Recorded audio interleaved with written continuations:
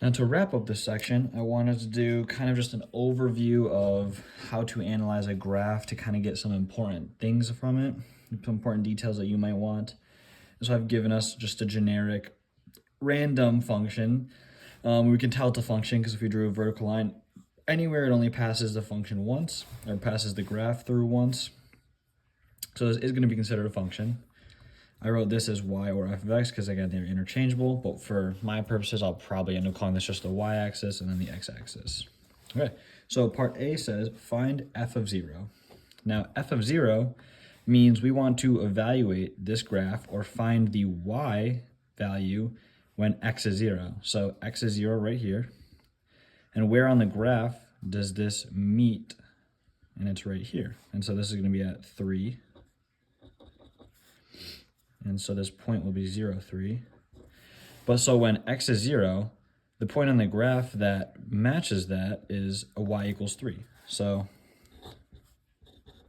f of 0 is going to equal 3. And again, what this means is if I were to find now f of, let's say, 2, well, we would find where x is equal to 2. And we would see at what point or where on the line of x is equal to 2 does the graph intersect this vertical line, just like right here.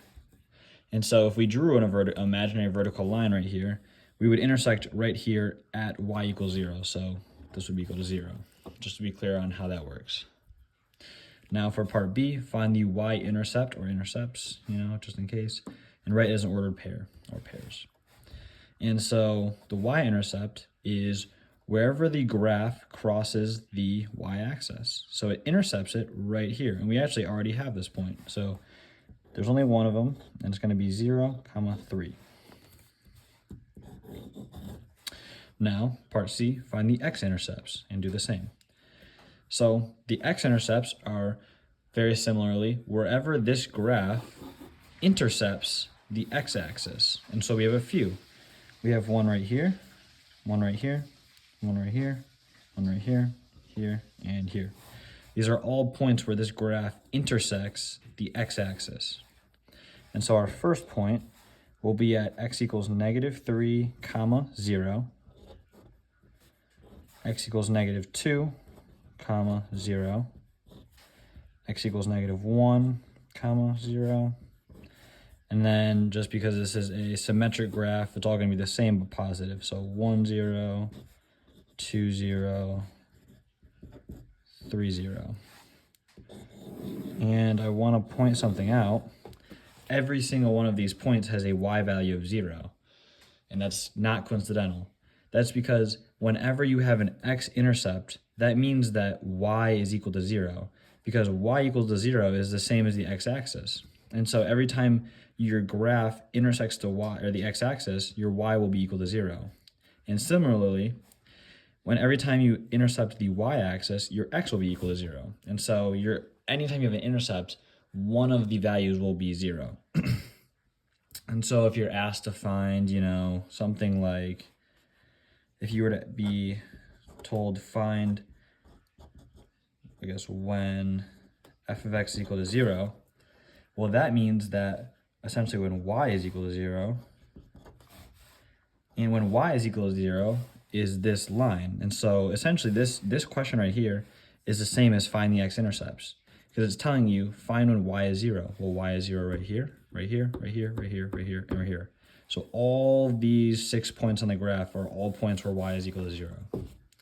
And so these two things are asking the same thing, but can be worded very differently. Now we are asked to find the domain. So the domain is all of the x values that this graph can take.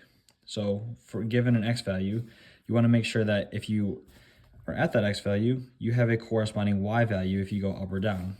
And since I drew these little arrows, you know that this goes on forever like this and forever like this, which means that this goes on forever in the left direction. So we go forever in the negative infinity direction and forever in the positive infinity direction.